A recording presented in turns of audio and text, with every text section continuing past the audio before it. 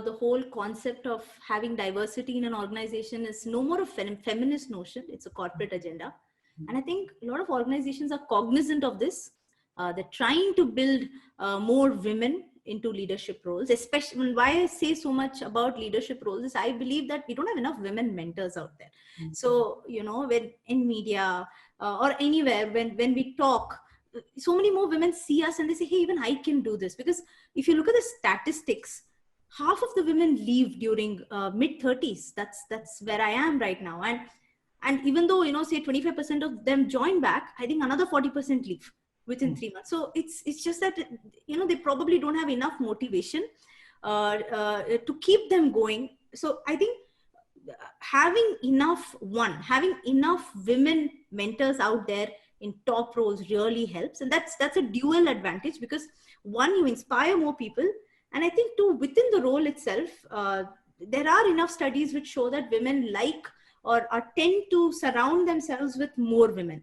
So it's called the queen bee myth. I've read about it.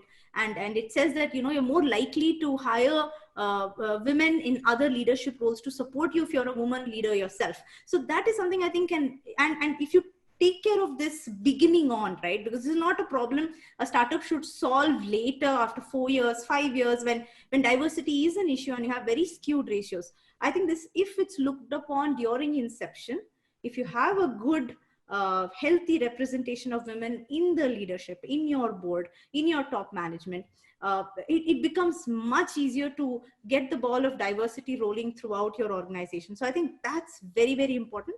Apart from that, I think the mentors, even at home, be it your mother, your mother-in-law, your sister-in-law, your sister, every other woman around you is a mentor to you. So I think the kind of mentorship which comes from them, the support they give you, and all the men too, because nothing can be ever achieved alone. And a woman's confidence comes so much from her as it comes from the people who influence her.